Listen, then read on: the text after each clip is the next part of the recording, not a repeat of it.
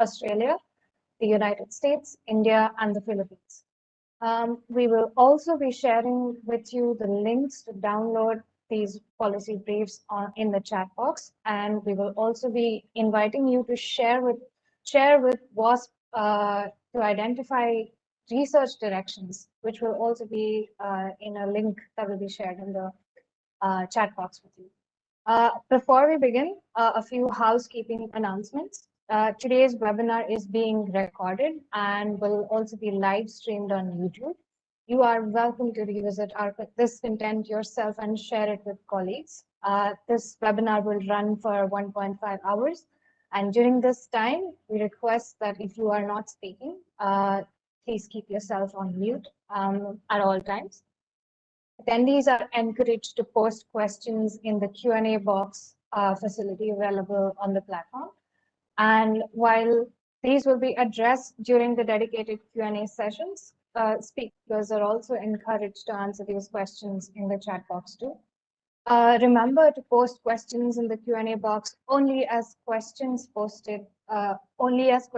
the Q&A box, because we might miss out on the questions posted in the chat box.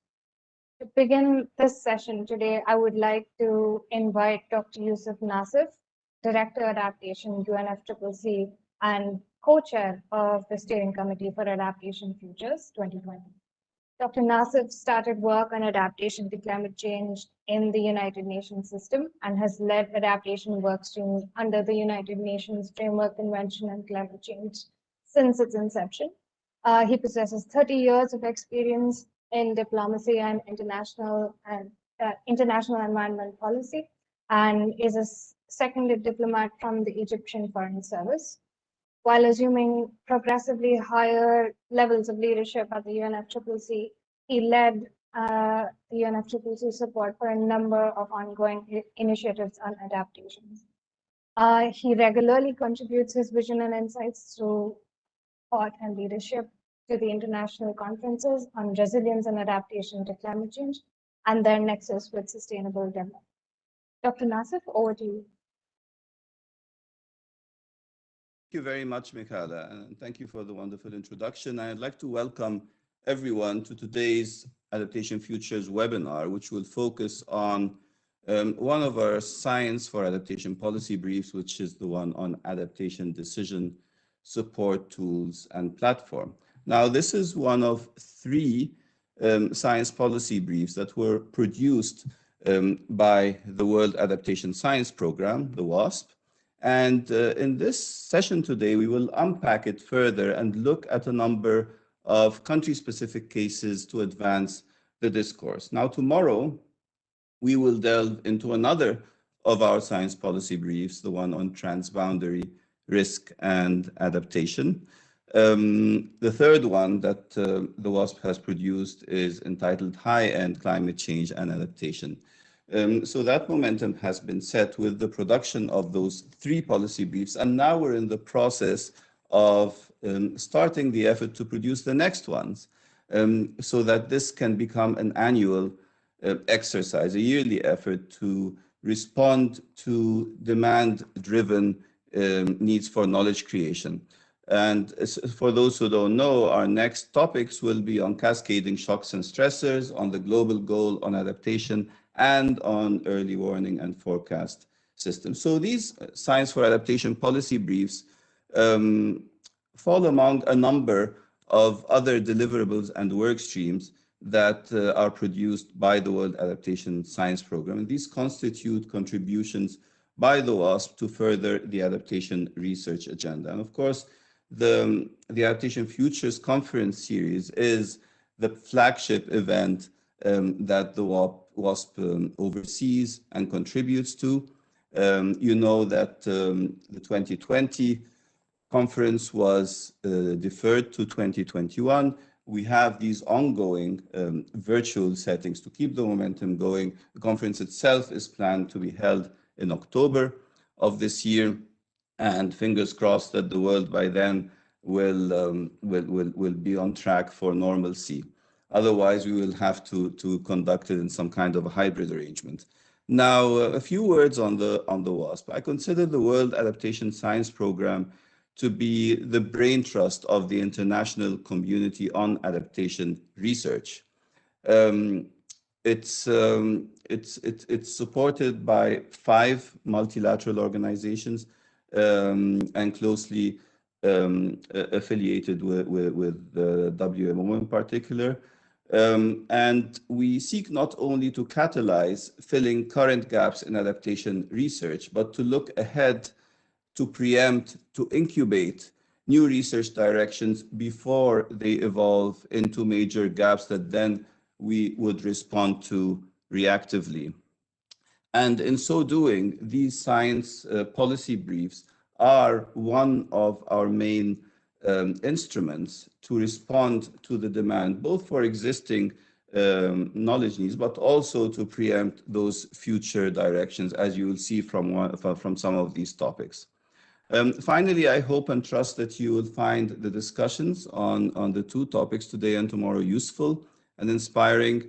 And you can always visit the WASP website if you'd like to download these policy briefs.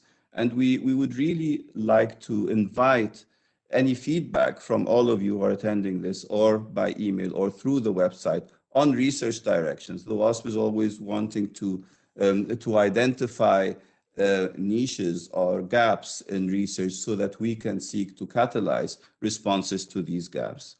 So with this, I wish you all a very good session today. And I thank you very much for coming, and thank the organizers for making this possible. And back to you, Michaela. Thank you so much, Dr. Nasir.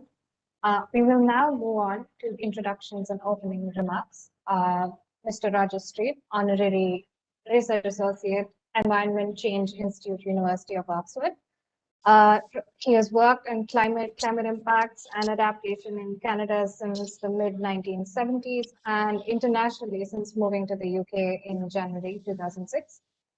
Much of his work builds on his experience in leading and supporting national assessments in Canada, USA, and the UK, and developing assessment processes internationally. He also plays a leading role in the UK and internationally to develop and present knowledge and evidence to inform assessments, planning, implementation in the context of adaptation and resilience. Over to you, sir. Thank you very much. I really looking forward to this this particular webinar, and I welcome everyone that has joined us today to share in the discussion that we're about to have. Decision support and tools and platforms, as many of you know, are critical to enabling climate action, as we just heard from Yusuf. The calls for action within the post-2015 international agenda and agreements point to the need for knowledge and decision support resources. And these tools and platforms have demonstrated the potential to deliver against those calls, but also against the evolving nature of that need to deliver climate action. This has even become more evident during the recent restrictions and the COVID situation that we're experiencing, where evidence-based knowledge and decisions are becoming more and more critical, and recognize the value of them. Doing so is, however, and again, this is based on the experience that we've had over the past 10 years, 10 and 15, 20 years, when these decision support tools and platforms were coming into fore, but also even more so recently. These to do so is not without challenges, and must draw on the innovation and foresight across the communities involved. Our intention with this webinar is really to share with you our understanding of that direction being taken and to deliver, but being taken to deliver, but also to on the challenges being faced. I'm going to share with you my presentation, which I think is up on the screen from what I can tell, I believe. Yes, I can confirm that. And Thank if you. you could just make it full screen, please, so that. That's okay. Now, Yeah, what we've done, you. what we've done is we've assembled for you a team of people, and I'll introduce them as we go through. But we're really wanting to, in this Science for Policy brief on as part of the WASP World Adaptation Science Program, Our aim is really to discuss the challenges associated with planning and delivering decision support resources, and to consider those challenges that we may face in the future as well, because this is a fast evolving area, and how those challenges and how they will, and supportive research and innovation may evolve in response. So we really wanted to get at that. Now, during this webinar, what we've done is that I've now showed the agenda, and we've assembled a team that is going to is representative from organizations providing decision support tools and platforms within Australia. That's Jean Palutikoff. It's going to talk about knowledge provision for adaptation, matching delivery to need, and then pulling on some examples from Australia. We've got Perpi Tiongson from the Philippines, and she's going to talk about the Eccet Helper, bridging the gap between knowledge production and use. We also have from the United States, Ned Gardner from NOAA, who's going to talk about scalable co-production of risk assessment and climate action. And then we've got two presenters from India, Ashish Chaturvedi and Kurtaman Awashti, who are going to talk about building bridge of knowledge and action on climate change adaptation in India, some insights that they have from the national and subnational levels. So we've assembled this group to provide an illustrative range of perspectives and offerings that are available. And through there and other interventions, the last one there, stepping up knowledge exchange between climate adaptation knowledge platforms, we are hoping to highlight the challenges being faced and existing and potential avenues for addressing these individually and as a community. I'm going to start out by giving you a brief overview of the WASP Science for Policy brief. And I'm doing this to provide the context or overall framing for the rest of the webinar. And as was mentioned, this is one of three that are already available, and Science for Policy briefs that are available. And it was the first one that was produced. Now, what we wanted to do in doing this is we really wanted to look at how we could get effective climate action.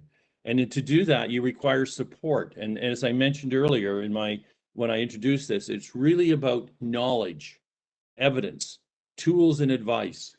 And the idea is to ensure that is to be able to be supportive and providing sound information, credible, legitimate, usable, and useful information on which we can base decisions and to inform good practice.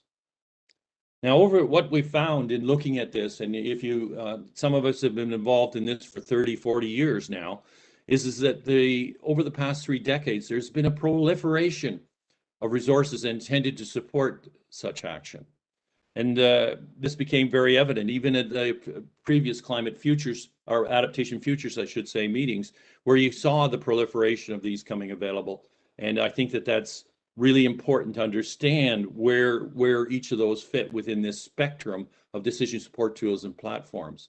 Each have different characteristics, and some of them can be beneficial, and most of them are beneficial to the intended audience, but also offer challenges in terms of how they're used, how they're developed to start out with, but how they're used. Now, what we did is in looking at these and preparing this policy brief, we looked at what are characteristics of good adaptation decision support. And the first thing is that it's very important that it's useful. Is it relevant? Is it comprehensive? Is it reliable? Is the information actually fit for purpose? And this is very important. It is not fit for, it's not about the research, it's about the user and making sure that from the person that is trying to use this information, it is relevant, comprehensive, and reliable. The other thing is it usable? How accessible is it? Is it authoritative, legitimate? Is it attractive and engaging? And these are things that have become very important and much more important because of the wide diversity of users that are trying to get at this information, that need to be able to make decisions and are looking for the support that they can get. Now, the implications of achieving those characteristics is that it requires that developers have a good knowledge and understanding of their target audience. And this is not always the case. It's very difficult to understand that target audience when the target audience is evolving, is very diversified.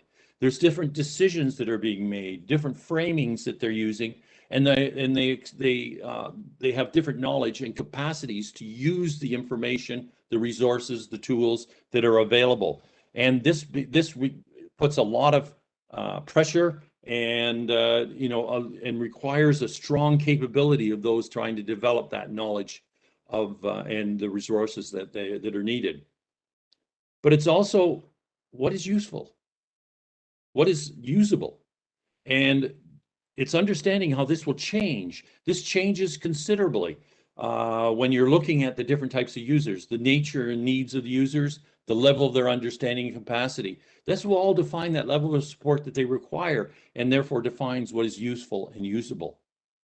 It's very obvious that, and this is significantly changed for us that have been involved in this over the last 30 to 40 years, is that the importance of co-design, co-production, and co-evaluation of the resources that are available and being developed, I should say, working with representatives of that target audience. It is becoming more and more essential if you're trying to get at and to develop these tools and resources and platforms so that they're useful and usable. But as I said, doing this comes with challenges.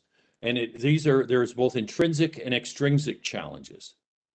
And the first thing under intrinsic challenges is the potential for misalignment between the expectation of users and what developers can deliver. And this is where, again, it gets back to this whole area of communication and working with users, working with those people that your intended target audience, so that misalignment is minimized and the potential for alignment is optimized. So there's a failure there can be failure to deliver what the user requires if there's not that communication, not that engagement, not that involvement. But there is the possibility that expectation that the adaptation platform, the tools, will provide instant solutions. Often people will go to the tools, go to the platforms, expecting a solution, and that is not always the case, and it's very often not the case. So it's getting that misalignment is a really big challenge. There's a limited understanding of their effectiveness of the tools and the platforms. To what extent are they being used, by whom, and for what purpose, and the extent to which they are useful and usable. This is really important, and there's a limited understanding of that. And I think that this is a challenge. How do we then make them more usable and useful if that understanding of their effectiveness is limited? There's some extrinsic challenges as well, as I mentioned earlier. And the problem is that often these platforms and tools are funded as a project, or funded as with, very limited or non-sustainable financial and human resources. And that is very difficult to maintain the relevance, sustain an effort, retain the co-design and co-development, co-evaluation are very difficult to do if there's not sustained financial and human resources available to put it forth to address these what is required.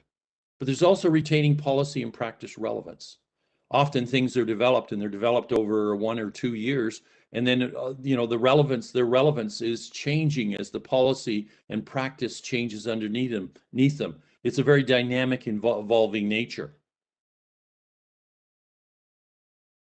As a result, you can see, been going through this and reading the policy brief in particular, there are some existing and emerging research and innovation gaps. And some of these link back to the challenges that I just talked about.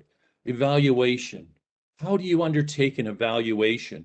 An evaluation that is both recognizes the value of the platforms and the value of the platforms and tools from the perspective of the diversity of users for which it's being developed. So we really need to, there is some research and innovation to prepare to allow us to undertake that evaluation and fulfill the needs of the adaptation practitioners and provide information as a basis for updating and improving the information that's available. There's a need for objective comparative evaluation of the relative performance of the different resources and tools. Now, these again are also needed to guide the practitioner in making informed choices in the selection and application. Often we know the decisions vary when you use different tools, and they vary when you use different information and knowledge, and they vary when the capacities that are assumed when they're going into in the development of the tools and the information change and are different.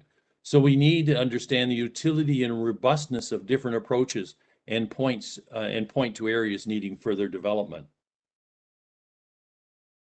There's also the exploration of business models, and I use the word business models very loosely here to really get in it, to not just say that this is private sector. This is public and private business models, and how do we sustain decision support systems in the longer term? Some of these tools and frameworks have been around for a number of years. Some are just developing, and we need to be able to sustain them. And one of the points coming out is, how do you sustain them and how do you allow them to evolve? And you need a business model for doing that. We need exploration of mechanisms such as communities of practice that would support, enable cross-fertilization of ideas. And you'll hear a little bit about an example of one that is underway later in this series of presentations. But it's really looking at how you pull together both the community of developers, but also the community of practitioners. How do you pull them together that allows that cross-fertilization of ideas, the innovations that are necessary to point to where the research needs are and to point to where more innovation is needed? That gives you an idea of some of the things that we talked about and some of the things that in the policy brief and Science for Policy brief. And some of the things, one of the things that you will noted in there is this is a call to, it's a call to those people involved, the developers, those people using it, and those people funding it, to look at what is needed to sustain this very critical aspect of enabling climate action.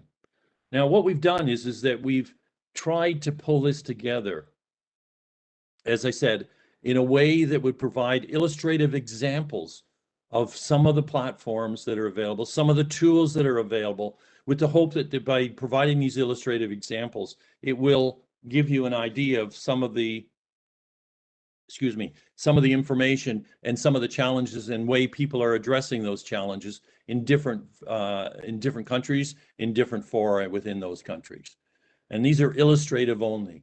Now, what I'm going to do now is I'm now going to turn this over and and following on this agenda. As I mentioned, the first one we'll hear from is Jean Polutikoff from Australia. Then we'll move to Preppy Tiongson from the Philippines, Ned Gardner from NOAA in the United States, Ashish and Kurtaman from India, and then I'll top this off before we turn it over for questions and answers. I'm just going to end my presentation and hopefully stop sharing so that we can allow Jean to now come in. And Jean, I'm not going to spend time going through your bio. Jean is from the Griffith University in Australia, and is going to talk to us about matching delivery to need and with respect to knowledge provision for adaptation. Jean, I'll turn it over to you. Thank you very much. Thank you, Roger. I'm just trying to find my presentation now, which has vanished. Here we go. Okay, so thank you for that, Roger, and I'm going to present the first of the case studies, which is from Australia. My name is Jean Polutikoff, and as Roger said, I work at Griffith University on the Gold Coast, and I have worked in climate change and decision support for a number of years, and I co-authored the Science Adaptation Policy Brief with Roger. Okay.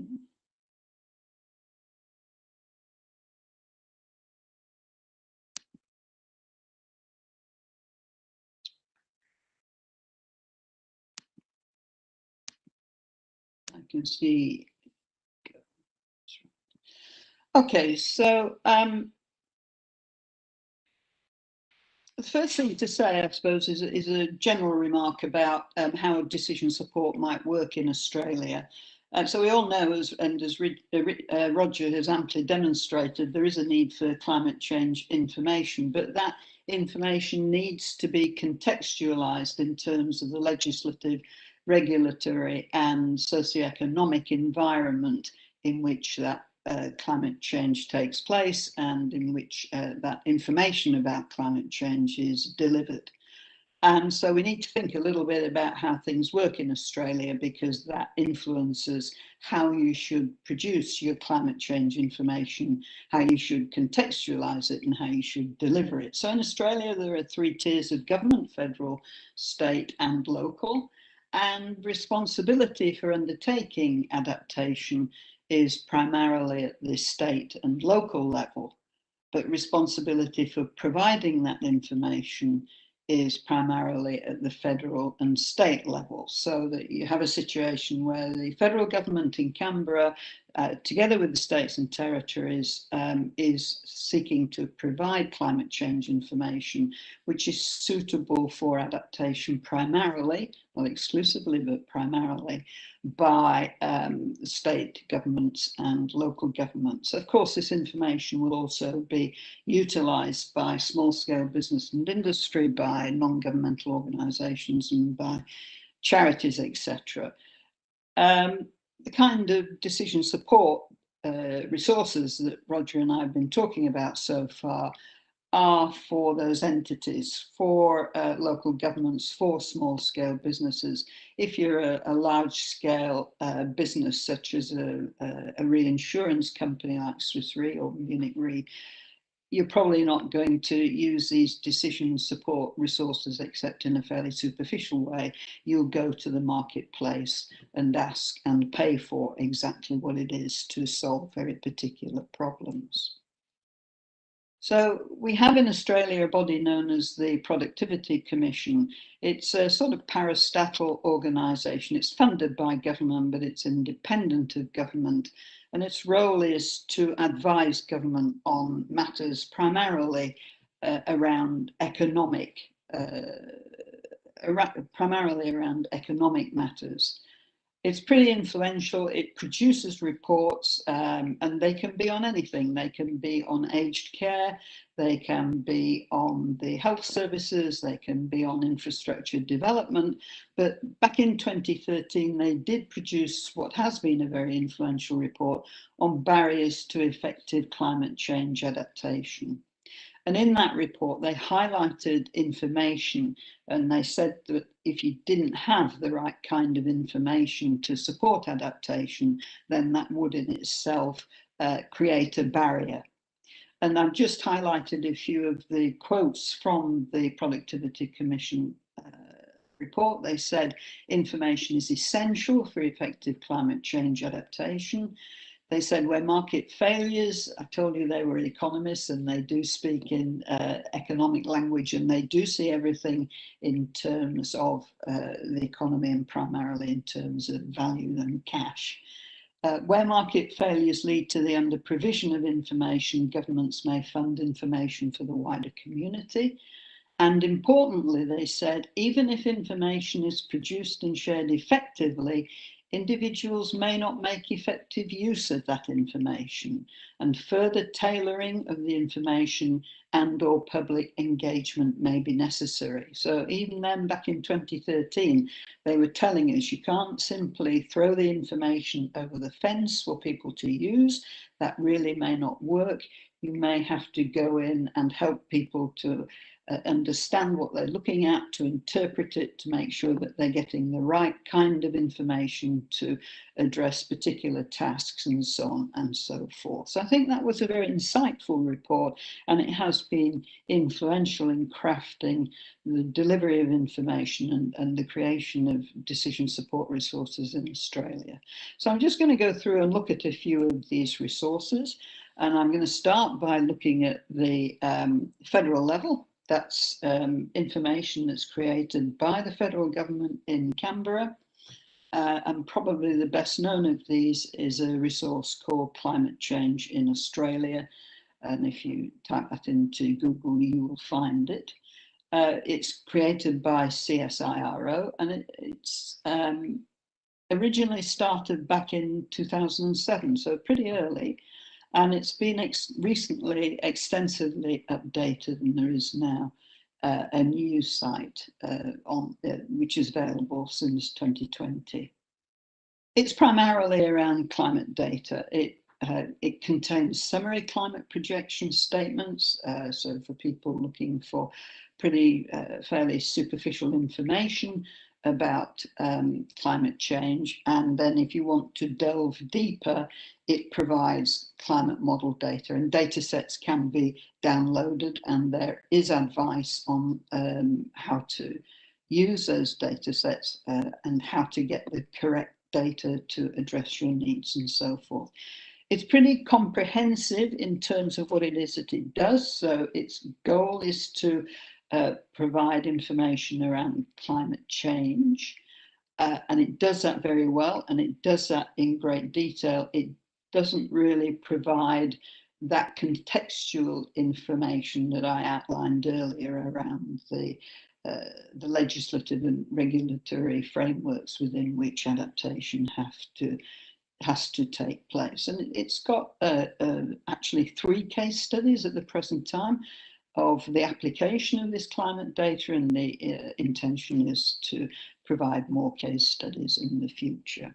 Also at the federal level is this much more of a one-stop shop, Coast Adapt, which I know a bit more about because it was my institution that produced Coast Adapt, and it's still available at coastadapt.com.au. Funded by the federal government, aimed primarily at coastal managers, especially in local government.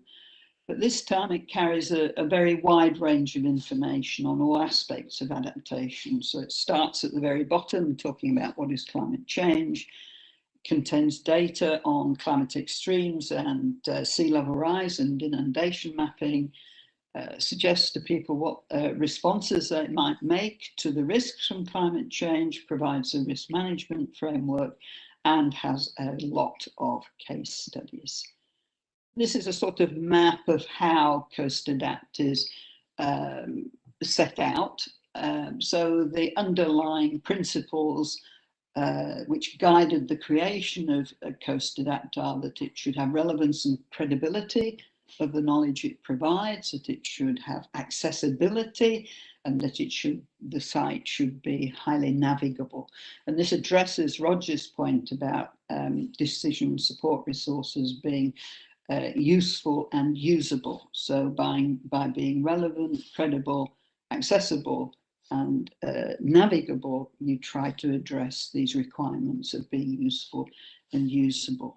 It has a very wide range of information outlined here, and it delivers that information in very many different ways through fact sheets, information elements, information manuals, tools to support action, worked examples, and as I said, case studies. And we have found through inquiry of potential users of Coast Adapt that one of the things that they really appreciate is the provision of case studies which allow users to learn from the experiences in adaptation of their peers. And so there are something like 80 case studies in Coast Adapt scattered across Australia, and both at the national and international level. So that tells you a bit about federal decision support resources, that's say those funded and provided by the federal government.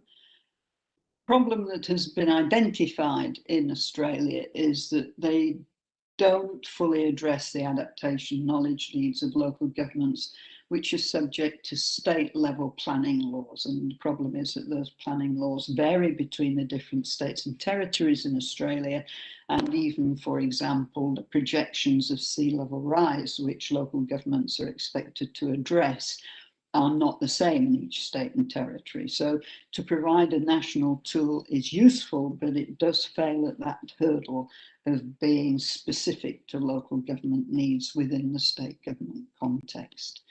just look at a couple of state level examples of decision support provision, which have emerged because people want to, sorry, I think I skipped a slide there. Let's have a look. State level decision support resources which have emerged because people wish to have this very contextualized information relevant to individual states and territories.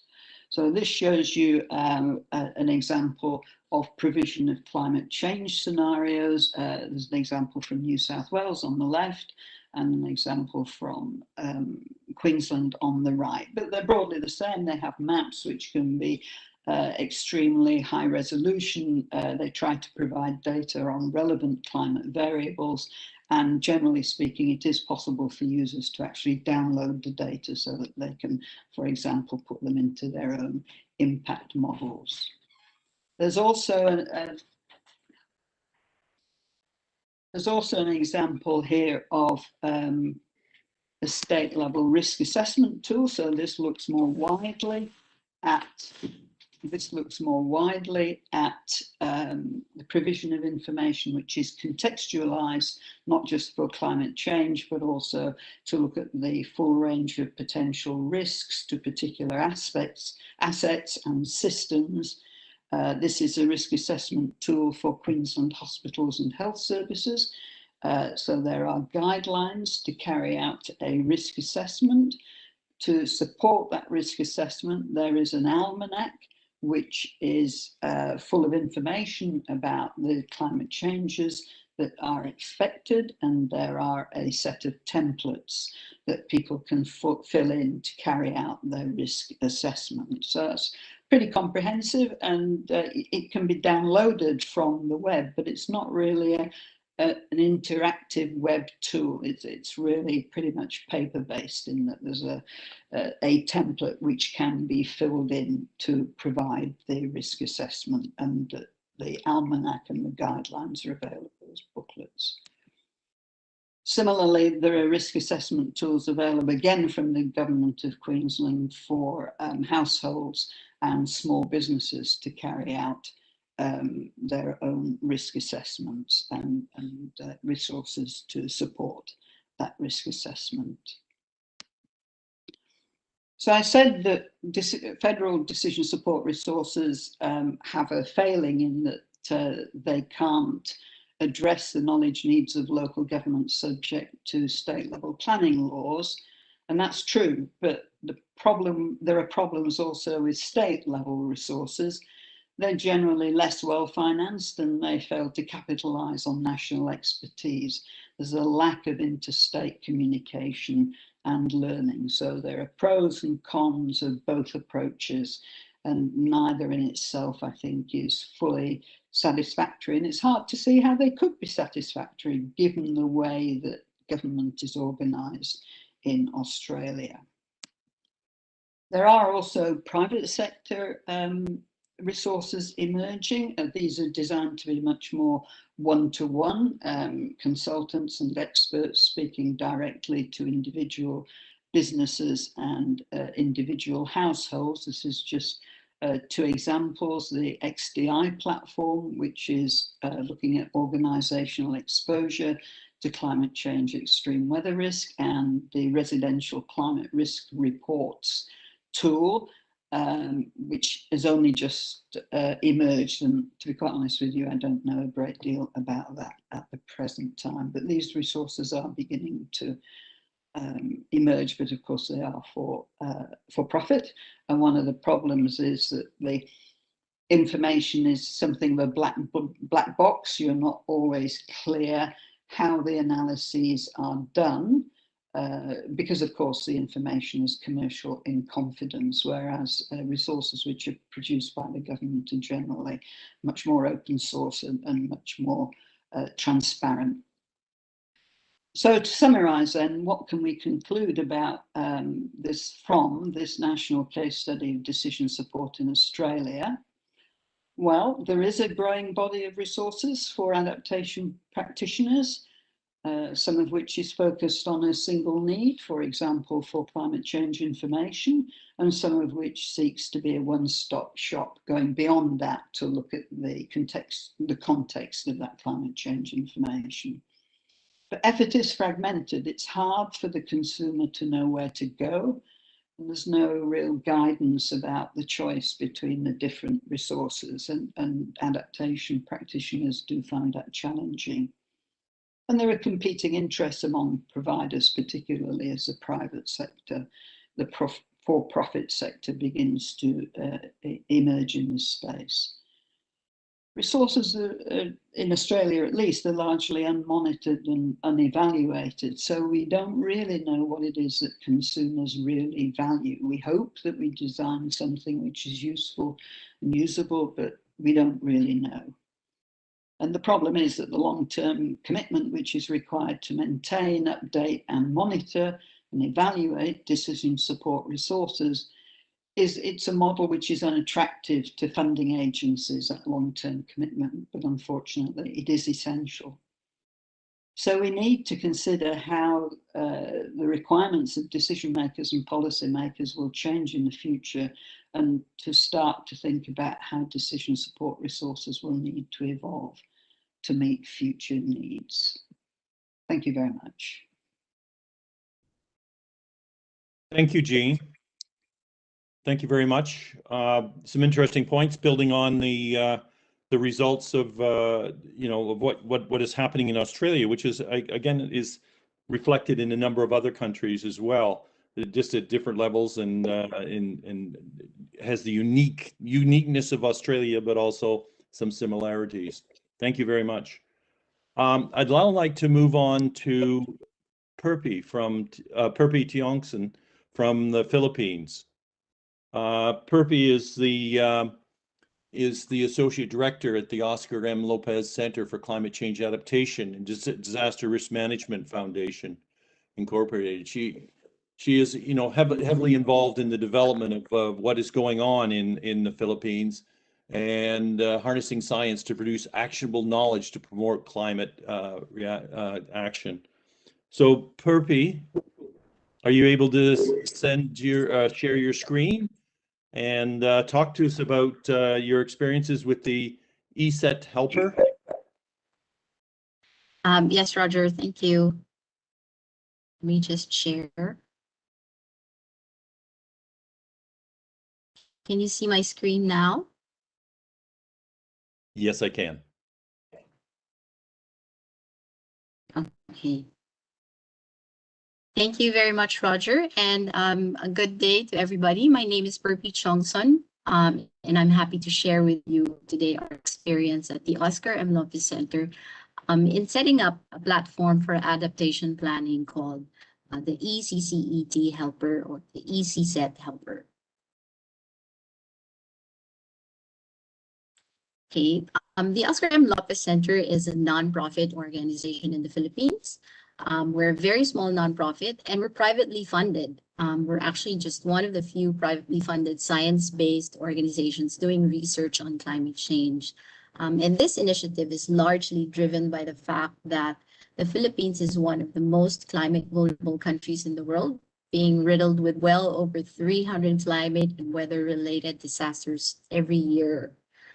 So because of that, I thought it was interesting contrast to note how only about 6 to 7% of the global climate financing landscape is invested in adaptation, which, if you compare to our 95% national climate budget on adaptation, I suspect this is true for many developing countries like us who are low emitters yet climate vulnerable.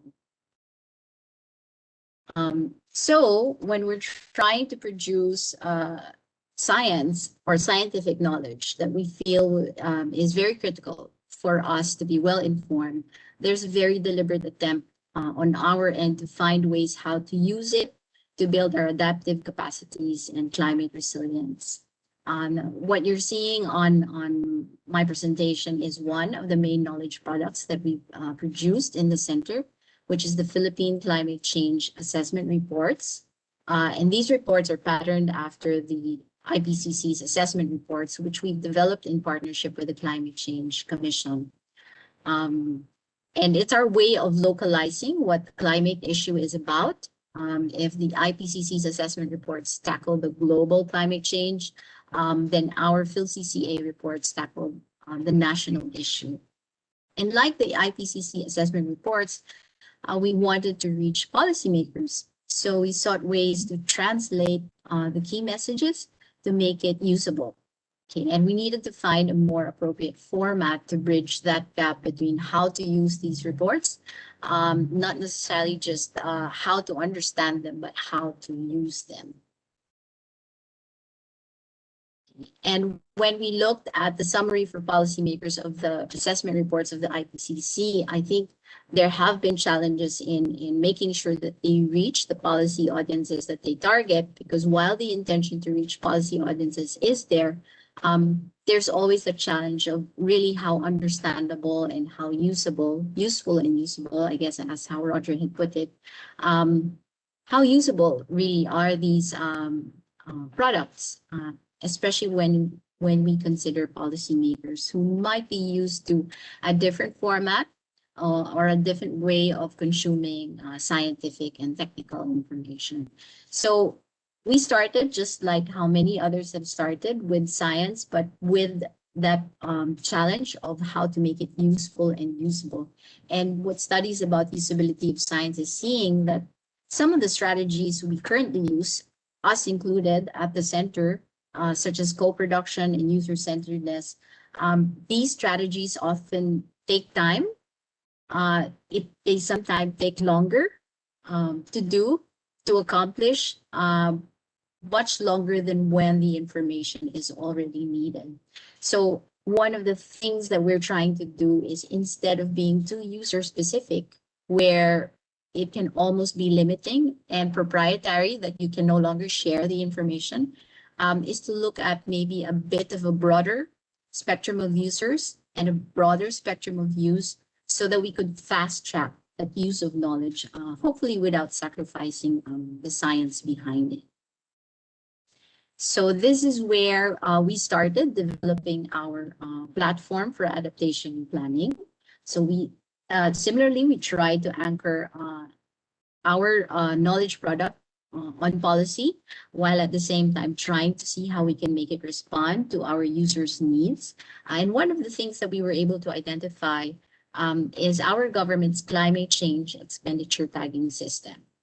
Okay, this is primarily implemented by the National Climate Change Commission, the Department of Budget Management, and the Department of Interior and Local Government. So these three agencies spearhead this system, which is called the CCET, and it mandates our public planners, both national and local, to tag their plans and budgets according to a set of typologies, which have been developed, and they are required to indicate the scientific basis for how they arrived at these typologies, or how they have been tagging their projects. So to ensure the link to national policies and plans, one of the things that these typologies feature is that they are based on the strategic priorities that have been outlined in the Philippine National Climate Change Action Plan, or the INSCAP.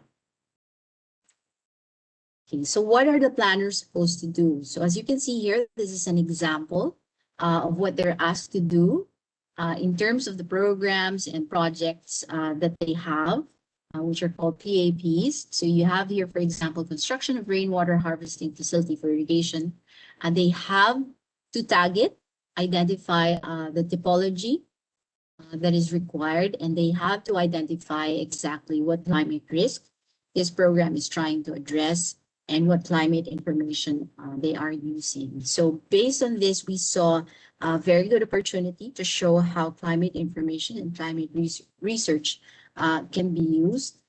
So we tried to develop the tool and design the tool around this one.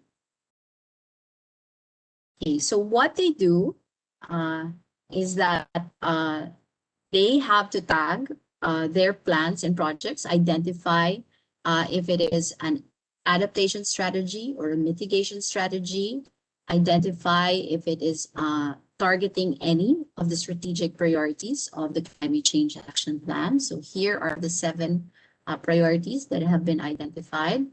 They have to identify a specific instrument that is developed under the typology code.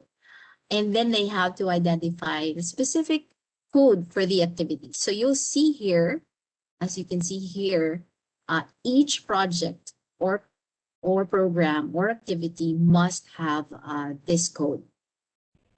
And that's sort of where the challenge for our planners come in, because the typology manual is actually a drop-down list of over 200 typologies. So if you can imagine our planners trying to figure out if they have 20 plans, then they have to choose out of this list of 200 plus to choose a code by which to tag their projects. So this is, I think if you start thinking of this as a challenge to our planners who number around 1,488, we have 1,488 LGUs spread over 7,600 islands. Our islands and our provinces are under 4 climate types. We have over 150 languages and cultures.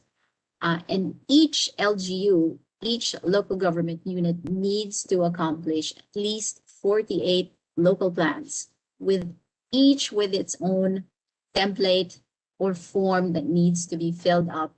And the CCET is just one of those 48 plans.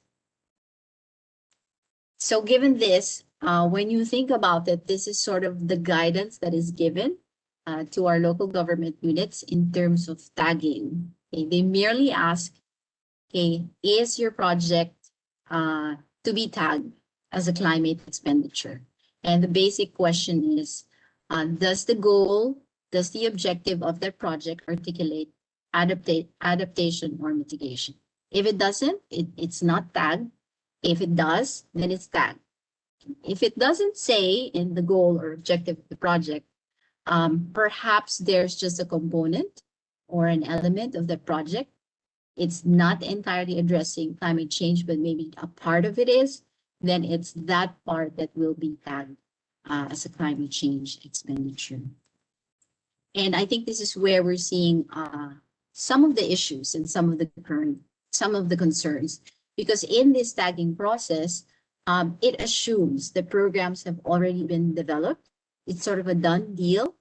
And therefore the tagging becomes an afterthought. You know, trying to bring in the climate lens only happens after they've already developed their plans. And I think, as we've also heard from Jean's presentation, when you think also about the varying levels of capacity of our users, from low to high, regarding how to handle the technical information that is required, then you do start to encounter quite a number of issues and concerns when it comes to the tagging process. So this is sort of one of the proposed innovations we are doing on the tool, and that is trying to flip the tagging to an earlier stage instead of somewhere in the middle or even after. So in the tool, we guide the users to first determining what the risks and impacts are, climate risks and impacts, then bring them into the typologies in terms of what strategies how they would like to address those risks, and then identify the program or the project. Currently, what is being practiced is that our users, our planners often start here. They start with developing projects, and then later on think about what climate risks they're trying to address. So this is what our tool called EasySet Helper is trying to do. One of the features that we are doing is we're trying to align all the climate information with the NCCAP strategic priorities and the typologies that is required by the system. So as you can see here, this screenshot of a page on the tool, we do present them with the risk register. And if they identify the region or the locality from which they belong, then we present them with climate risk information from the assessment reports that is most relevant to where they are. So they're not presented with all the risks of the country, but what the research has said that is relevant to their area. We align them with which climate hazards or climate variables are affecting or causing those risks. And then we align them with the strategic priorities so that it's easier for them to choose and to tag. And we provide the scientific basis coming from the assessment report. So we sort of help them along this line. Okay. And as you can see here, one of the other features of the tool is that we hope that we can help them with being more strategic in their tagging. So instead of looking at a full 200 list, we have assessed all the climate information against the typologies to see which ones would be most relevant. So for example, here, if they have chosen to address the risk of degradation of soil and water resources due to prolonged dry period, okay, we've already assessed this risk in terms of how it impacts specific priorities. So as you can see here on the left, 3 strategic priorities have been identified as most relevant to this risk, and only those typologies under each priority is being presented here. Of course, if they still would like to see the full 200 list, they will be given an option, but at least it helps them become more focused and be more strategic in their tagging and in their planning. So far, what we're seeing based on all our consultations and usability testing sessions with all our partners, we're seeing a special role that the center plays in all of this effort.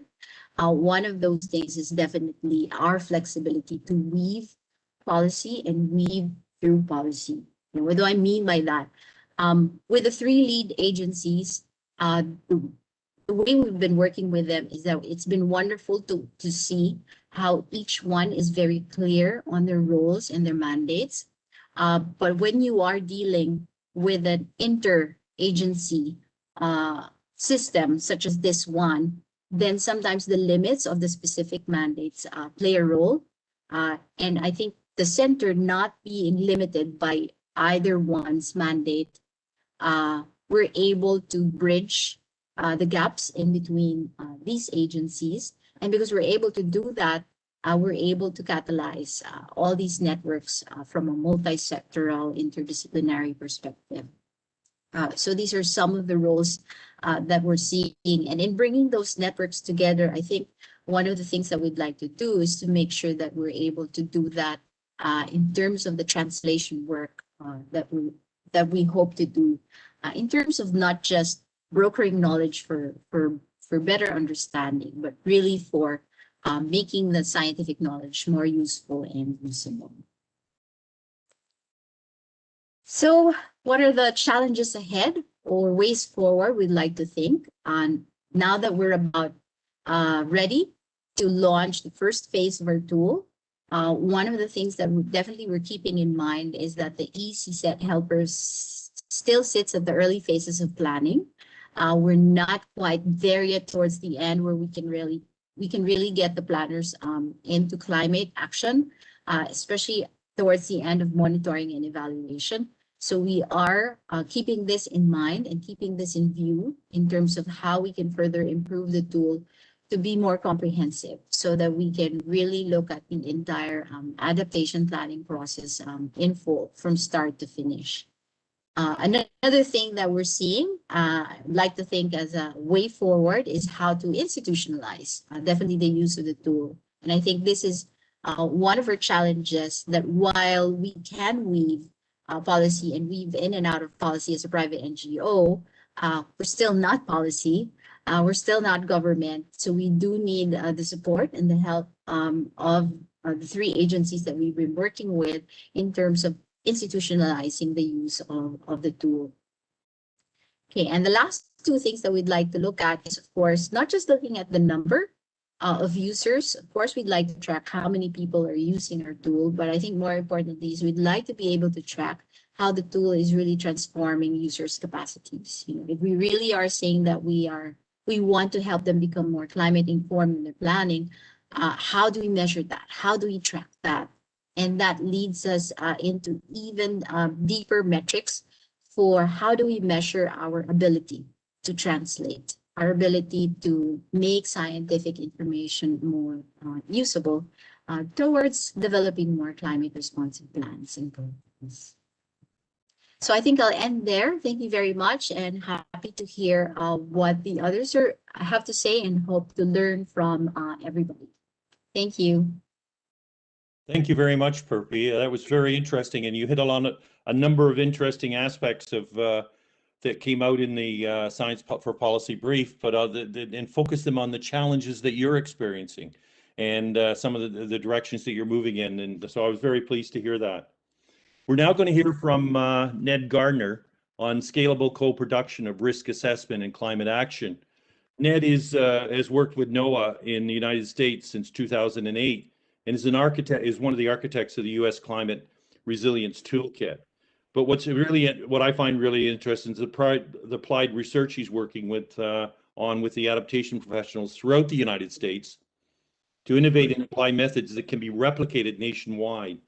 And what's really important, it's replicated nationwide, but also meeting the breadth and depth of adaptation challenges across the United States, which, like a number of countries, is very diverse. Ned, over to you. Thank you, Roger. Thank you for this opportunity to be here. Good afternoon, evening, morning, wherever you may be. I'll jump right into my presentation. I'm going to be touching on case studies from the nation as a whole, looking at forest planning, the state of North Carolina in the United States, a statewide risk assessment and resilience plan, a planning process at a regional level in Chicago, Illinois, and I'll have some conclusions to draw upon just to orient you. We have a very obviously geographically diverse nation, spanning a whole hemisphere in terms of climate zones and ecological regions and so forth. My examples will touch on forest planning that have to be able to encompass this entire region, a state plan for this region of the eastern United States, the regional plan for the municipality of Chicago, the municipalities around Chicago, Illinois, right here. So I wanted to give a little bit of context of where we're talking about.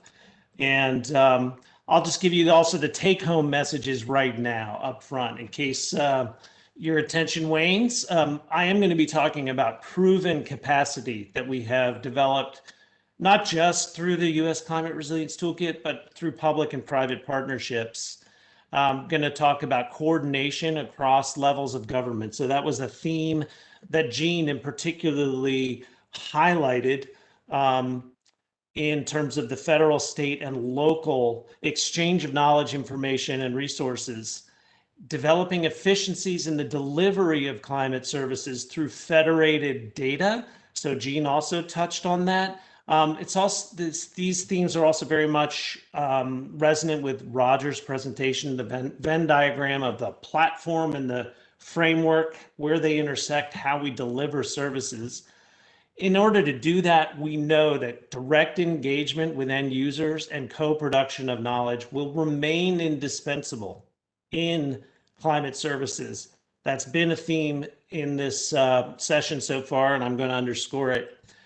And I want to leave you with a hopeful message that we can scale up adaptation and resilience in the United States. So by way of a very brief introduction, like Coast Adapt, which Jean has led to a very successful development of a platform for Australia, the U.S. Climate Resilience Toolkit provides a framework, case studies, tools, expertise, and an understanding of climate assessment information on behalf of the entire U.S. federal government to help focus state and local government on adaptation. That resource is one that we've learned we have to extend into specific realms through direct engagement. So I'm going to talk first with you about how we've worked with the U.S. Forest Service. We developed a tool called the Climate Explorer. This is not the Dutch Climate Explorer. And And this tool is built on data services that on the back end can be extended. It's an open access platform, and the code indeed is open source.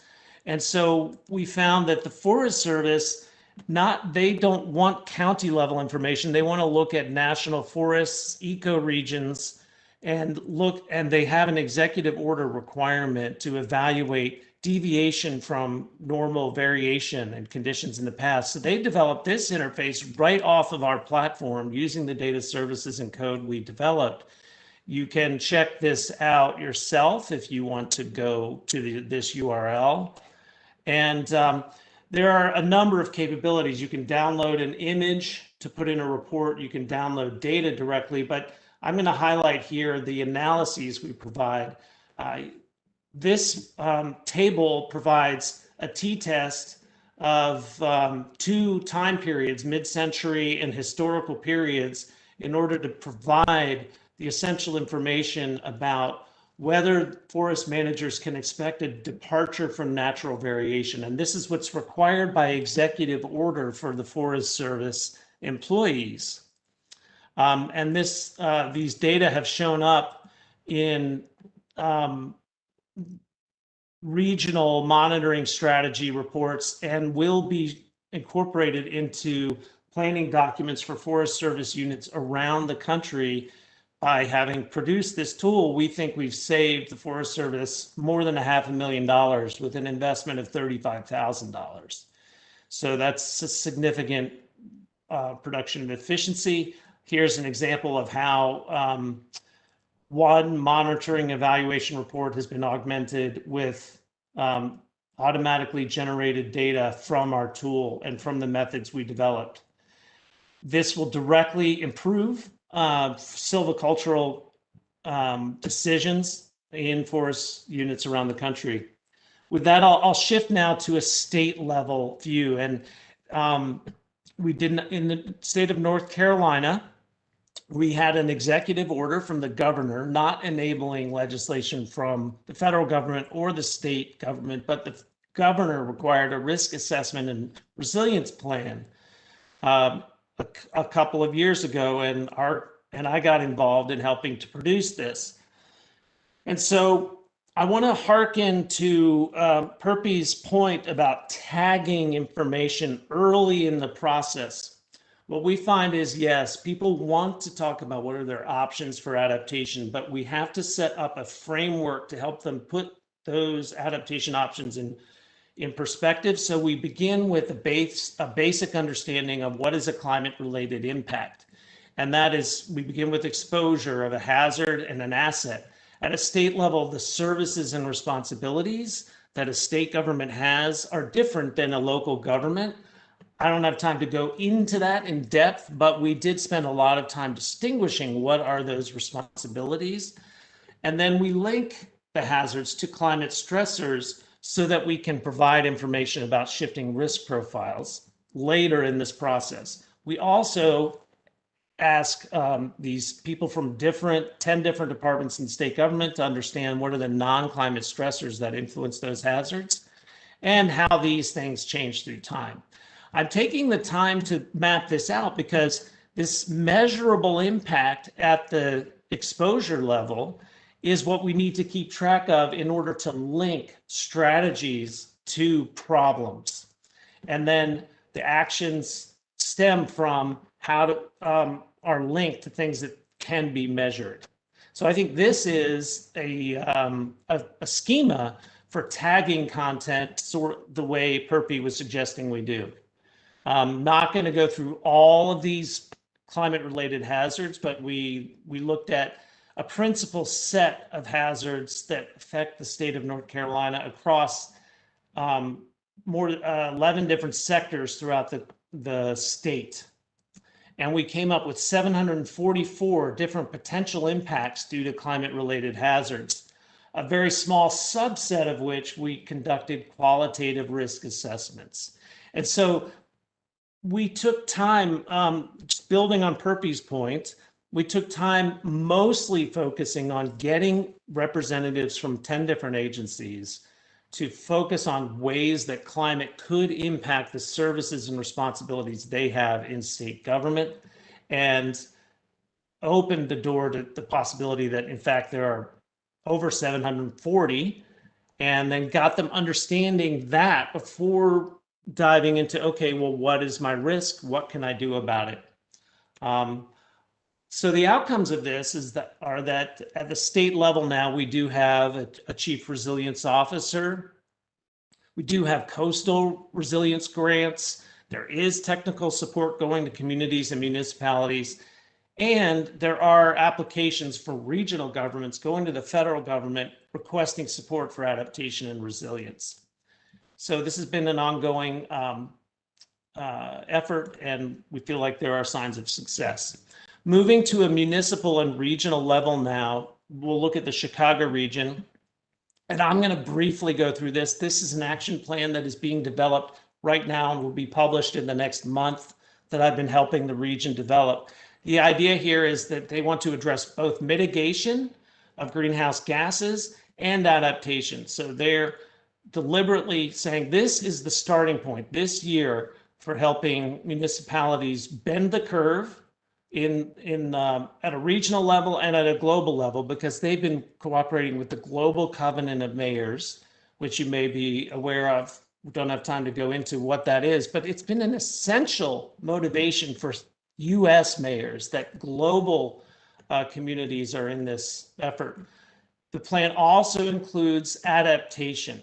And so we look particularly at flooding, heat and health, air quality, drought, and water supply. And the condition we're in today versus where we want to be is going to require coordination across different levels. And so to echo Jean's point once again, we do see a strong need for communities to coordinate with regions and states to get federal resources in place to support local adaptation. And likewise, states and federal state resources need to be directed to support those efforts. And our plan has methods for doing this work using the Steps to Resilience framework. So Jean mentioned her framework. This is pretty much a repeat of Perpy's slide of the cycle of adaptation that she showed. I'm not going to go into depth about it. So we do have some lessons that we've learned from providing climate services at different scales of government. We know that hazard assessments that incorporate climate risk can focus programs and resources. And that is very well typified with our work with Chicago, where they identified their highest risks and want to focus on those for adaptation. We know that the Steps to Resilience framework does help municipalities prioritize their effort while coordinating with state and federal government. And this common language about what to focus on is essential for politicians who are not scientists. They want to know what to focus on, and the framework allows them to do that. Federated data services, that I showed an example of Climate by Forest, where our data services platform actually provided options for forest managers to create efficiency in analyzing, understanding the climate risks that forest units around the US face so that they can take action. And so I have I'm trying not to use the word optimistic. I have a positive outlook about the future. And it involves staying directly engaged with stakeholders and users, because we know that's essential for all the reasons that Roger laid out at the very beginning of this session. We can come back to that, I'm sure, in our discussion. But by systematizing the Steps to Resilience framework, we do plan, and we think, and we are confident that we can scale up adaptation efforts throughout the United States, as large as it is. And I'll leave you with a rosy sunrise over Chicago, Illinois, and send it back to you, Roger. Thanks very much, Ned. I found that quite interesting. and you know, laying out some of the how you're responding to some of the challenges that the users are facing. And also, I think that answers a lot of people's, not just the questions, but a lot of gives ideas of where we can innovate to get at what we're trying to do in this area. I'd like to now move on. I'm very conscious of the time here. We have with us Ashish Chaturvedi, who's going to talk to us about some experiences building the bridge of knowledge and action on climate change adaptation in India. And he's looking at this from the national and subnational levels. Ashish is, specializes in climate change mitigation and adaptation and other areas including waste management, sustainable consumption and production, and environmental policy. And he's a senior fellow within the Adelphi think tank and working with GIZ. And he's going to talk to us now from an experience in India. Ashish, are you with us and able? Yes, welcome. Hi, Roger. Hello, everyone, and delighted to be here. So if my presentation could be put up, that would help, and I can get started right away. So I wanted to speak on the experiences of Indo-German bilateral cooperation and setting up a few platforms that we have in the Indian context. So I still can't see my presentation. Is the team putting it up? Sure, Ashish, 1 second. Joseph, if you could just upload the presentation. Yeah, doing it. Right. So while this is being managed, so essentially what I'm going to talk about are 3 examples of what we've done, one at the national level, well, in fact, 2 at the national level, and something which is done at the level of the communities of practice. Talk to you a little bit about our reflections, our learnings, and how embedding some of these tools and these platforms in a larger sort of context helps in kind of sustainability as well as scaling up of those platforms. So let's start right away. Let's go to the next slide, where I talk about the first platform, which is something which we did jointly with the Ministry of Environment, Forests and Climate Change of the Government of India. So this is called the Climate Change Knowledge Portal of India. It's embedded in the website, in the web portal of the Ministry of Environment. And it actually, the ambition was to set up a comprehensive single point information portal and resource capturing various initiatives of the Government of India, and especially with the focus on national government-led initiatives on climate change adaptation as well as mitigation. And this was actually quite a when we embarked on this process, of course, we were not mindful of the challenges that we face. Of course, we had a certain idea. And of course, part of the challenge was working very closely on a topic, on how you're communicating climate change. So this is now the website, which is the face of all climate action by the Government of India in some sense. So there was a lot of political choices to be made when what to project, what to how to share it, what to share, and of course a very large set of audience, a very diffuse set of audience in mind when it comes to sharing all of this information. When we spoke while we were developing this portal jointly and intensively interacting with the climate change division of the Ministry of Environment, we realized that a large part of this would focus on a timely access to information for different stakeholders, because some of it, this entire transparency of climate action, what is happening, is there a certain overview of what is happening, what is being implemented by the Government of India as well as by the state governments, was something which was very important. It wasn't there. So when we started this enterprise, we were quite surprised by the fact that a lot of this information, which was there in the confines of the ministry or in different institutions which work very closely with the ministry, and things which could be publicly shared were not even available in one place. And so therefore researchers or even institutions, NGOs, as well as other government departments didn't even have access to a lot of this information in one place. So I think part of this sort of portal was, of course, providing this information. The second part, I think, was about sort of looking at how do you synergize between these different tiers of government and different line departments. So there is a lot of talk of whole of government approach to climate action. And of course, there are lots of national missions of the government of India. But how do you communicate with each other if you're not even aware what the other missions or ministries are doing as far as climate action is concerned? So I think so the intention was also to create synergies within different government institutions. And as when you sort of click on this portal, you'll see that there is sort of different components.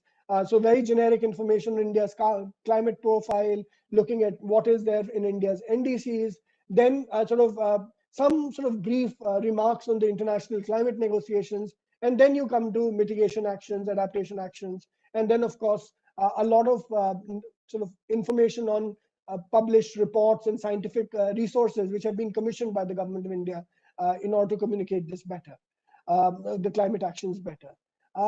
Let's go to the next slide. And this is something which was, okay. So the next sort of portal that we developed was jointly with NABARD, the National Bank for Agriculture and Rural Development. And NABARD is, well, the slide somehow doesn't seem to be moving. If you could go to the next slide, please.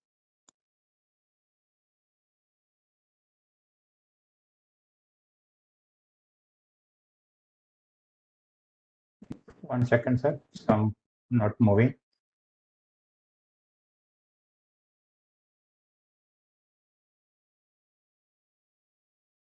Okay, well, so I'll still continue. Yeah, well, thanks very much. So the next, well, this is the tool, or the climate finance knowledge portal was the other sort of tool that we developed with the National Bank for Agriculture and Rural Development. And a large part of this endeavor was actually to focus very much on adaptation finance and working with sort of the key stakeholders and target groups of NABARD, which are farmer producer organizations, FPOs, NGOs and civil society organizations, which work very closely with NABARD for project implementation, as well as the channel partners of NABARD and banks which work with this development bank, and how to strengthen their capacities on accessing climate finance, developing climate finance proposals, and thinking about sort of bridging this knowledge gap of sort of NABARD, which is actually the national implementing entity on climate finance, and then also the other entities which are involved in implementation and accessing climate finance, accessing climate finance and implementing projects. And I think this process of developing the knowledge portal was quite a sort of an involved sort of exercise, working very, very closely with NABARD and of course the Climate Change Finance Center, which has been created by NABARD, but also looking at engaging with the target groups like the farmer producer organizations and civil society organizations on what could be sort of useful for them, how they could sort of continue to access information which is going to be used on an ongoing manner, because a lot of projects which are being developed under the National Adaptation Fund on Climate Change by the Government of India, as well as through the Adaptation Fund Board, and also the GCF application, the Green Climate Finance, Green Climate Fund applications, which NABARD facilitates. A lot of this information is now contained in this portal. And the idea was also to create some kind of discussion forums to initiate exchange on adaptation and push towards sort of, well, really going beyond project proposal and then developing sort of action orientation as far as the civil society organization and the farmer producer organizations were concerned. And then as a part of this portal, we also created tools and guidelines which support decision making and support planning, and also contain funding guidelines, global funding sources, and financial instruments which are available around the globe.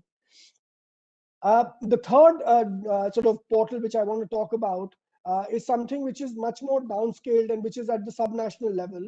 So if you could move to the next slide, and that's essentially about providing climate information services for supporting climate action at the state level, at the federal state level. And there we basically, this is a climate change information portal which was developed by sort of very well established climate modelers in India. And the website's called climatevulnerability.in. It basically helps subnational governments And this was part of a project that we were working with the government of India. And we realized that a lot of the times when states were asked to develop their action plans on climate change, every state in India actually develops has an action plan on climate change. When the states were developing the action plan on climate change, they do not have the requisite information to think about vulnerability assessments or risk assessments. So how do you actually develop those sort of risk profiles if you don't have the requisite information at the scales that you need them? And therefore, sort of we started working in the 4 states, which Himachal Pradesh, Punjab, Tamil Nadu, and Telangana, which were the 4 partner states. And then we started looking at district level vulnerability sort of assessments from these 4 states. The idea was to sort of create useful products, and I think other panelists have spoken about it as well. So create useful maps and charts for different climate variables like temperature, rainfall, extreme weather events for each state and district under the different sort of RCP scenarios and different time periods, including mid and end century sort of time periods as well. Now, I'd like to move on to the sort of our learnings on the basis of these portals that we've done and we have developed jointly with the government of India. And one of the key things that we've realized, and this is sort of a busy slide with a lot of information on it, but the idea was to sort of say that these portals and these sort of websites or sort of decision support tools have to be embedded in larger sort of frameworks of knowledge creation, knowledge networking, and knowledge production. And this is something that we've started doing more and more, working at the subnational level in India. So we are currently partnering with 2 states, Himachal Pradesh and Uttar Pradesh, 2 federal states. And their part of the exercise has essentially been about creating sort of a network of knowledge centers and knowledge sort of institutions where we look at portals and sort of decision support systems as an embedded sort of area which triggers climate change action. So we are of course doing a lot of research, we are doing awareness raising, we are creating a knowledge network. We are of course developing these climate risk adaptation and assessment tools. And in this wide sort of array of activities, the decision support systems have to be embedded in them so that we can actually talk about sustainability and uptake and co-creation in a much larger context than just focusing on a particular tool. Of course, a tool can be an instrument of sort of focusing on certain implementation, but I think it has to be embedded in larger policy frameworks and larger sort of action agenda jointly with the policymakers at the subnational level, and of course establishing linkages at the sort of national level with the subnational, as well as other speakers have also said earlier. Next slide, please. So in Himachal Pradesh, as I mentioned already, what we're doing is sort of this platform that we are creating and these risk assessment tools that we have created are actually a part of a larger state level knowledge network and platform on climate change, which is sort of inspired by the vision of the government of Himachal Pradesh to start talking about so this Drishti Himachal 2030 is basically the knowledge, well, it's a vision. Well, I'm struggling because it's actually a Hindi word which has to be translated. So it's basically the vision document of the government of Himachal Pradesh on how it intends to meet Agenda 2030. And of course, this state knowledge network on platform on climate change is also aligned to its targets and its sort of vision to achieve goal 13, which is on climate action. It will be led by one department, the Department of Environment, Science and Technology, but the agenda is also to start working with other state departments and agencies, district administration, the scientific and technical institutions, as well as Association of Farmers, the Chambers of Commerce, and other sort of media agencies, as well as civil society organizations. Next slide, please. So what challenges do we foresee? And sort of we picked this up, a lot of this from the policy brief, which was prepared by the WASP colleagues. And the idea is that one of the challenges, and of course the struggles that we've also faced, is sort of how can action by local actors be encouraged and supported using these platforms. So in some cases, this has happened. Like for instance, the climate change information portal that we created is now being used by NGOs, by the local banks, as well as by state governments to start thinking about their own vulnerabilities and their own sort of context. But I think a large part of this work this is still work in progress. There are major struggles, and of course, the kind of trust which can be built when there is an endorsement by sort of a group of researchers and a group of and government getting involved as well. I think this is something that we've realized is a gap and it needs to be filled up. And there are, of course, so the entire issue of trust and the knowledge of the knowledge broker, I think is very critical if you really want to sort of scale up these endeavors. The other part is about sort of this misalignment between the expectations, which is a point that Roger had actually raised in his remarks as well. Now, this is something that we've struggled with as well, because as a bilateral agency, of course, we've been working very closely with our counterparts to develop these portals and these decision support systems and tools. Now, there's of course an initial euphoria about developing these portals, right? But the entire life cycle costs, the entire life cycle investment in sort of running these portals and then working with these instruments, comes as something like is an afterthought to those who are actually sort of propping up these tools, whether they've been in government or in sort of the financial sector, because I think the initial euphoria kind of just pushes you in a particular direction. And then of course we've been kind of really talking to these to our colleagues in the ministries as well as in the bank, in the National Bank, that this requires significant investment to remain committed to sort of make these tools sustain and of course thrive in this entire sort of environment. And of course this is also kind of constrained by limited understanding of the extent to which these tools are being used, by whom and for what purpose.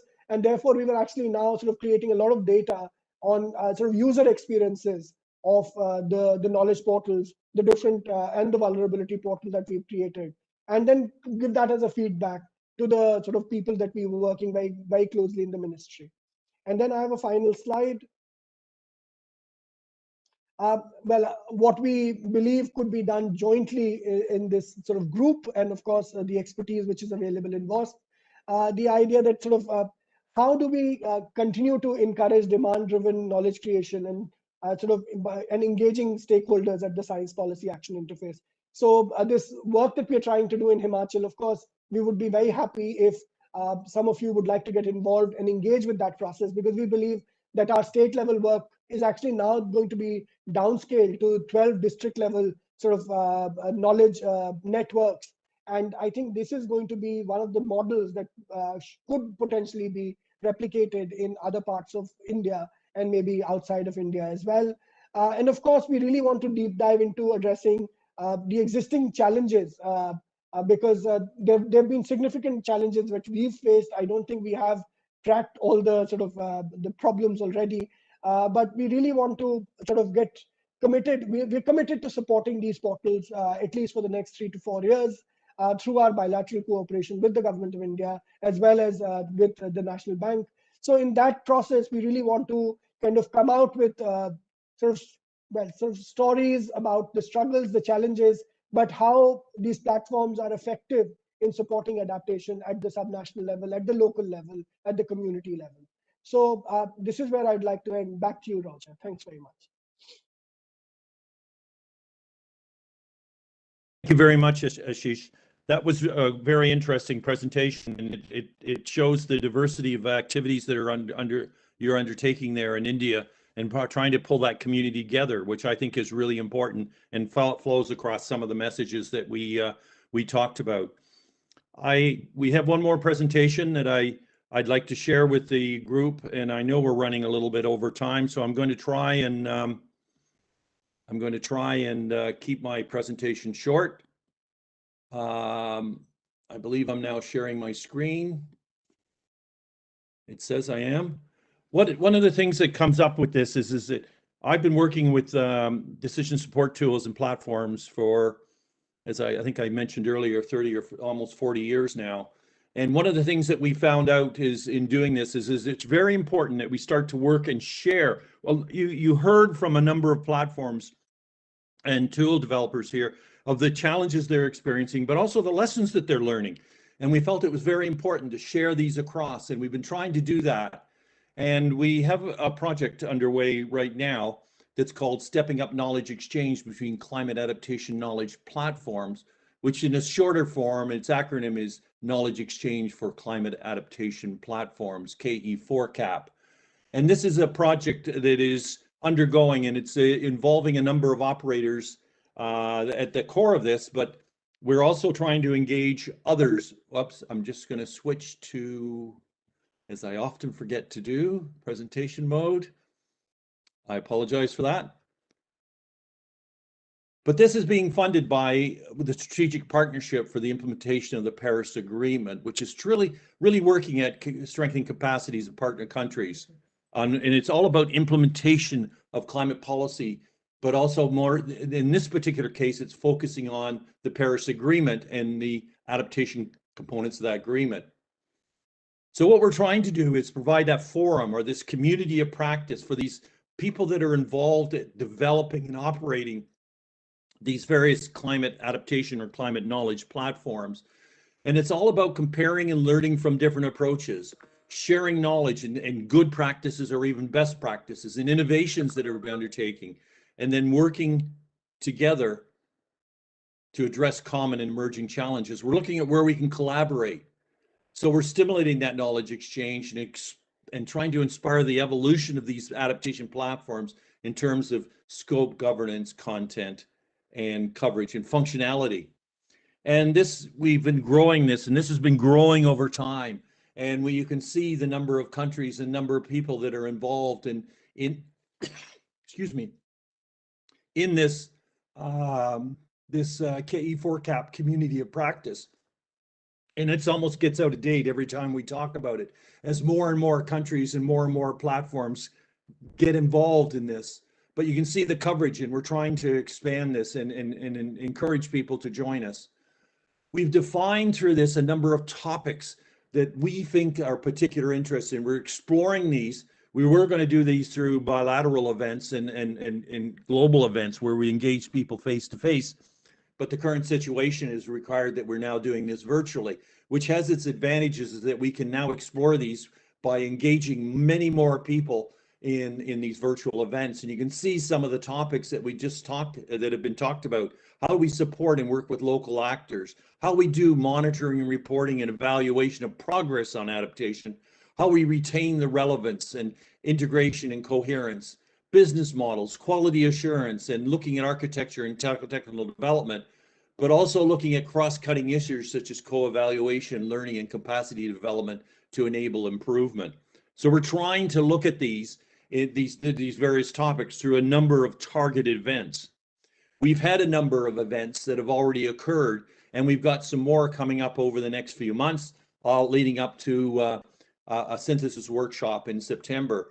We've got an event coming up in the next couple of weeks where we're working with Canada and pulling in and building on the Canadian experiences, but also engaging people from across the KE4CAP community to explore things like diversity, how you deal with diverse number of platforms, how you work with both platforms that are primarily digital and those that are face-to-face. So this is really trying to get at some of those issues that are important, how you bring in these different cultural and traditional knowledges, et cetera, and work with this in the space of evolving digital and science and practice. We've got the European Conference on Climate Adaptation that's taking place, and there'll be a particular virtual activity that's taking place on the 8th of June, which I think a lot of people would find quite interesting, where we're looking at knowledge and information and how it supports and enables climate action. What are some of the successes? Where are some of the challenges? We've got a meeting that we're developing, an event that we're developing with Japan that will focus on some of the key issues, primarily some of those local issues, but also looking at potentially broader issues of evaluation and understanding how we work as a community, not only in Japan, but also across the Pacific and Southeastern Asia. We then want to pull that all together in a synthesis workshop that'll take place in early September, where we then are going to do some deep dives into some of the areas that we've already covered, but also look at how we can work together as a collaboration. and then ending that with an assessment and an analysis in December of this year, where we're going to pull all this information together and make it available to the broader community. So the idea is that in that what we're talking about in that assessment is really provide a consolidated assessment of the value added by these climate adaptation and knowledge platforms. We're going to document the challenges and lessons learned. What are some of the innovations and how we're readjusting to retain their action and policy relevance. Comparative analysis where we can see what are different platforms doing and why in areas of governance, content, coverage, management, and then see how we could develop a roadmap or a pathway on lesson learns and challenges to guide and inform future action and investments. The whole idea of this is to identify and provide opportunities for collaborative exploration of topics and solutions. So the idea is that we learn from each other. You know, we're all trying to develop these platforms. We're all trying to inspire. We're all trying to inform and support action by the different user communities. You can see the diversity of platforms that are out there, but they all have this common agenda out there, the common agenda of inspiring, informing, enhancing awareness, and supporting action in various communities. But we can learn from each other, and this is what we're trying to do. There's the web address. We have a workspace where the reports of our past meetings are there. It is an open forum. It is open to everyone, and we really encourage people to join us. And if you're interested in getting involved in the discussions, we have the platforms that are there some of them are very mature, some of them are just brand new and starting out, and some people are just thinking about what they're going to do in this area. So we really encourage a wide spectrum of people to get involved and participate, and I do hope that you will be able to join us. Thank you.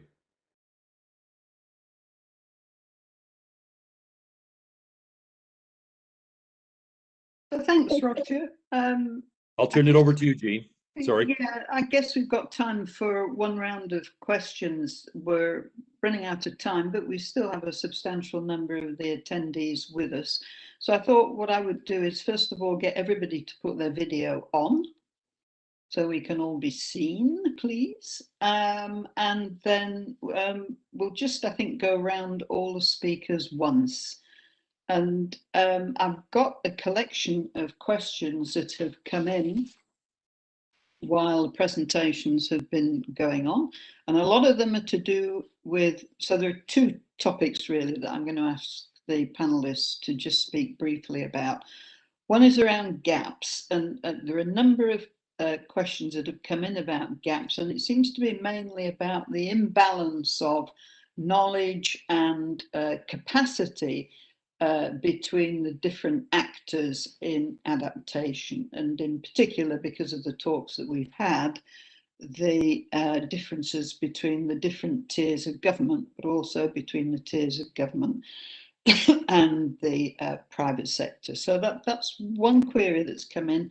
How do we bridge that gap? What more can we do to ensure that we have the right capacity and the right knowledge in the right place to address adaptation? There's also a question about monitoring and evaluation. Let me just see if I can see that again. And just wondering what it is, if we were to evaluate decision support resources, what it is that we would be monitoring against, what would be the metrics, what would be the indicators. So those are the two questions that I'm going to ask the panelists to address. And I have a particular question to Ned, because Ned has actually responded to a question from Maria, and he's talked about the need for the private sector to support local government. So my question to Ned would be, well, that's all very well, but then if you involve the private sector, which to me would mean consultants, how do you actually grow capacity to adapt and knowledge within the local government if they're going to outsource their adaptation challenge?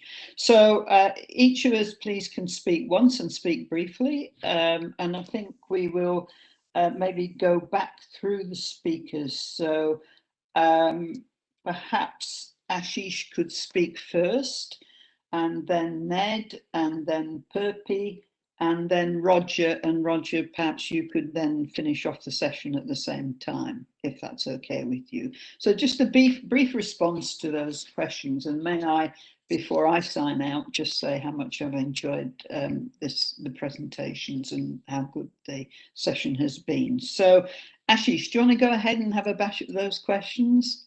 Sorry to put you on the spot. No, that's absolutely fine. Thanks very much. So yeah, I think one of the first point is very sort of your response to the first question about the knowledge gaps at the different levels. I think we've actually struggled a lot with this sort of question, and of course the kind of gaps that we're really talking about are essentially sort of, for instance, when we were doing the climate vulnerability portal, we were struggling with the sort of understanding, well, the modeling capacities which are available in, for instance, in a place like Delhi, which is the national capital, as compared to sort of when you go to a state like Bihar, or then even if you go to Maharashtra or to Tamil Nadu, the kind of capacities in institutions which are available. So local sort of research institutions, local sort of modelers. I think there is significant gap at the national level as in the subnational level. And how do you then kind of, so this is just in terms of human capacity, which is available, and the resources which are available at the institutional level, at the national level as compared to subnational level, because there is, in some sense, there's some agglomeration, well, sort of scale when it comes to networking. And of course, there are a lot of people kind of tend to focus at the national level, at the sort of national capital, and then the state capitals and so on. Of course, when you go down to the level of implementation, the story actually gets flipped. No? So the amount of capacities for or knowledge which is available at the local level, which kind of is informing climate adaptation action, is of course significantly available and at scale at the local level. When the farmer communities know much better its ability to adapt and the kind of challenges that they're facing. And so how do you bring that kind of a knowledge gap and well, sort of the significant modeling capacity at the state capital level and the indigenous knowledge which is available at the community level? How do you bring these two things together, and how do decision support systems work with these different kinds of knowledges and these different kinds of communities of knowledges? And I think, and how do they engage with each other? How they kind of communicate with each other? I think that's more sort of my input on the first part. In terms of metrics for evaluation, I think this is something that we're currently working on in some of our portals. No? How do you evaluate the effectiveness of these portals and these? And one of the things that we've really looked at is sort of how do you make a participatory sort of workshop with different actors to define those metrics themselves. No? Because in the absence of that participatory process, well, sort of what the Joint Secretary or Additional Secretary sitting in the Ministry of Environment might call a useful metric might be absolutely nonsensical for the user who's actually going to benefit the most from a climate change knowledge portal. So we are actually, and we would be very happy if some of you would like to get involved in this discussion, because we will be convening these meetings in the next few months. Roger, I'm implementing the SPIPA project in India. No? As part of the Indo-German bilateral cooperation as well. So we would be delighted if you could actually get involved in some of these sort of M&E sort of kind of exercises. This is just early days for us, so we would be really happy to get your input and expertise. But we are going to convene a few of these multi-stakeholder sort of workshops where we develop the metrics through this process of co-creation and code sort of thinking in these settings. That's it from my side. Back to Thank you, Ashish. No, that was very interesting. Ned, go ahead. Sure, I will go ahead. So I have three responses. The first deals with the federal level of how to address gaps. And there are several things that we can do. I think we've made a lot of advances in the United States in serving the data that we produce, both the coupled ocean atmosphere climate models and the downscale value-added data that come from those models. So I believe that the model of paying for that service once and distributing it freely is a very important baseline service that the federal government can and should provide. But also, it's important that the federal government remain involved in funding new science and innovation that's needed. For example, we work in the Great Lakes region, and the global climate models do not incorporate the dynamics of that very large lacustrine lake ecosystem and its role in changing weather patterns. So we are funding new science to incorporate a 3D model of the Great Lakes into coupled ocean atmosphere models. Innovation is essential.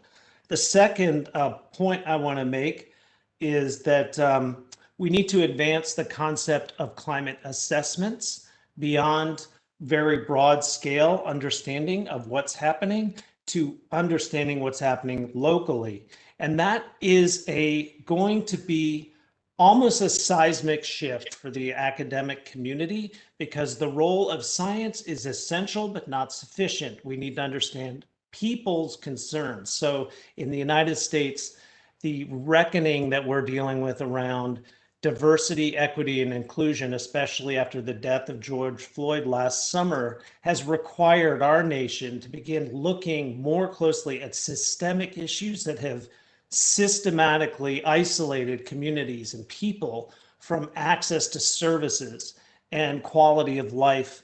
So we as a community of climate scientists and adaptation professionals are taking on that challenge and funding and supporting direct engagement with communities to hear what their values are in order to incorporate those into local assessments of what to do. The third point I want to make is about the private sector. Gene, to your point, definitely we need to move beyond black boxes where information goes in and comes out and you don't know what happened. There is a role for that for perhaps the financial industry if they need to keep their information proprietary, but when it comes to local adaptation, it's simply not appropriate. So we have a model for scaling up adaptation work that we are going to pursue in the coming years, and we think we can use this in hundreds of communities simultaneously. It involves first training around a systematic set of standards. So the steps to resilience are definitions of vulnerability, exposure, vulnerability, and risk, which then leads into the second component, which is standardizing information exchange across adaptation professionals, across locations, so that in fact we can measure, are we being successful? What works, what doesn't, and track over time whether investments are leading to return on investment. And then third, that leads directly to innovation. So how do we improve climate services delivery? We're pursuing this all through a public-private partnership, not just throwing it over the transom to the private sector to solve, but in fact, incorporating everything we've learned about climate science and climate science assessment into how we develop training, tools, and support for local governments. But then what we find is that the champions at the local level really do need and want someone to go with them through the process, because the expertise, as everyone on this call knows, is substantial in terms of how to use, understand, and interpret climate information at local levels. So thank you for the question, and thank you for this opportunity. Good to see you again, Jean. And good to see you too, Ned. Sorry to take you away from your yoga. Perpi, go ahead.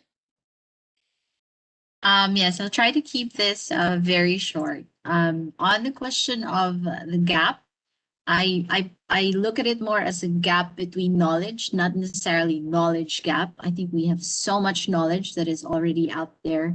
And I'll be pushing further what Ned was saying, wherein maybe one of the things we have to look at is, because of the gap between the knowledge and the user, is exactly how much knowledge does the user need. We have so much science, but just how much science do they need? So sometimes it's a question for the scientist, whether does the user really need to know all of that science in terms of getting it to to making it more usable, which should lead to how to monitor and evaluate that usability. I think for us, that's a very serious question. How do we really know that we are making knowledge more usable? What's a measure? What's a characteristic? What's a criteria for saying something, this piece of information is more usable than something else, whether it's in the process of producing it or in translating it. But definitely the longer the gap is, the more translation effort is needed. And I think the last bit would be monitoring the platforms themselves. How do we also measure the performance of any decision support tool, which is different from measuring the effectiveness of a particular adaptation solution or plan. And I think these are definitely opportunities for even more discussions later. So happy to also hear what others have to say. Thank you. Thanks, Burpee. Over to you, Roger. I know we're running really short on time, and are you going to intervene, Jean, or do you want me to end things after I talk? Okay, I just saw you're shaking the head. Thank you very much. These are very interesting questions and very interesting in looking at how we can resolve this issue of differing capacities, different knowledge. And building on what just Perpy said is that we're recognizing that a lot of information and a lot of resources that are being provided are either generic or they're sort of targeted at a particular user or targeted at a particular level. And it's this diversity of needs and diversity of capacities that needs to be reflected. And I think that's where a lot of more information and more people are starting to understand is how you provide, as I think it was mentioning, what do they need, as Perpy just said, what do people need to be able to make a decision? Maybe not the best decision, but a good decision. And a good decision and allows them to move forward that is consistent with adaptation as a continuous learning and improvement process.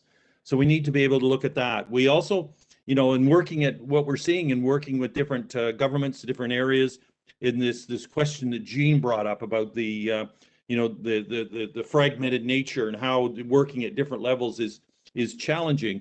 This gets into this whole idea of working together and recognizing what is an appropriate role at this federal level, what is an appropriate level at the state level, and at the subnational levels, et cetera. And it's really trying to understand that, but working together rather than working in competition. And we often see that competition is the driving force. There are some examples that exist in other areas where the private sector and the public sector actually work together. And I think we need to build on this, where there is collaboration that takes place, and we need to better understand how those can be effective. There are some experiments going on in different parts of the world, but also there have been ongoing activities where the public and private sector have worked together in supporting activities, including decision making. And I think we need to build on some of those and learn from some of those so that we can we can get action going at this level, because everyone around the world has access to all this information. And whether it's conflicts or there is an appearance of being inconsistency, it only leads to indecision, it leads to confusion, it leads to inaction. And I don't think we can take this much longer in terms of not having that action. I'd like to end it there. I apologize to anyone that we've taken a little bit longer than we thought, but I thought we had some very good and useful presentations. We're keeping track of the questions in here, and we will try and get back to those people that have asked questions that we were unable to answer at this time. I'd like to thank the presenters that came in and talked to this, their contributions. I think they gave us some really interesting insights into what is going on, and I found that very useful, but also some insights into perspectives on the challenges and how they're trying to address those challenges in terms of some of the things that came forward from the Science for Policy brief, but also other ones that they're trying to address. At that, I will end it, and I'll pass back to the Adaptation Futures Secretariat for their closing remarks. Thank you. Thank you so much. Thank you to all of our speakers today for such a rich discussion. Thank you for joining us. And we would also like to invite you for tomorrow's webinar on transboundary climate risk and adaptation at 4:30 p.m. IST. We would also like to thank our sponsors and our partners for their continued support in the run-up to the conference in October. Thank you, everyone. See you tomorrow. Thank you. Bye now. Bye-bye. Thank you all. Bye. Bye. Bye.